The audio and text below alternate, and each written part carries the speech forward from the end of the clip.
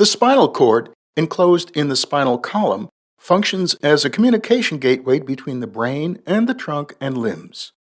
It does so by way of spinal nerves, which send sensory information from all over the body to the brain and convey central instructions from the brain to body muscles and organs. There are 31 pairs of spinal nerves. Each arise from a segment of the cord and innervate a particular part of the body. They are named after the vertebra from which they emerge. Accordingly, there are 8 pairs of cervical nerves from C1 to C8, 12 pairs of thoracic nerves, T1 to T12, 5 pairs of lumbar nerves, L1 to L5, 5 pairs of sacral nerves, S1 to S5, and 1 pair of coccygeal nerves. Spinal cord injury is most commonly caused by trauma to the spinal cord, but there are also non-traumatic causes. As injury occurs, spinal nerves are damaged, and the communication between the brain and the body is blocked. Because spinal nerves are responsible for both sensory and motor functions, spinal cord injury may cause loss of both sensation and muscle control. The latter not only leads to paralysis, but also dysfunction in processes such as urine voiding, bowel movement, breathing, and speaking. The higher the injury occurs on the cord, the more nerves are affected, the more extensive the disability.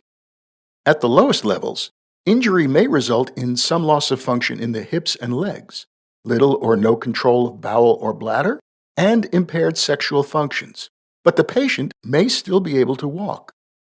At lumbar levels, the chance of walking recovery is greatly reduced. Patients will typically require manual wheelchair or walking braces. Thoracic injury additionally affects abdominal, chest, and back muscles. Patients with low cervical injury may also suffer on top of all that from loss of control of arms and hands at various degrees. High cervical injury usually results in total paralysis from the neck down. In addition, patients may not be able to breathe on their own. Their ability to speak is also reduced. There are 2 broad types of spinal cord injury, each consisting of several levels.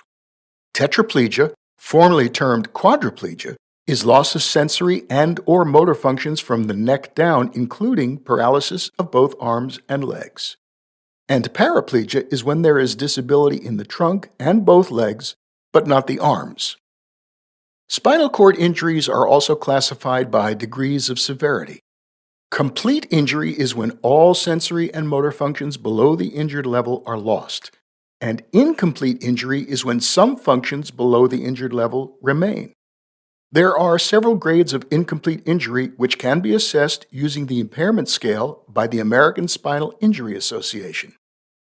Damage to the spinal cord cannot be reversed, but emergency and early treatments can help prevent further damage and minimize the severity. People with mild injuries at lower levels may partially recover with rehabilitation. Modern equipment and devices can help patients manage daily activities and return to a productive life.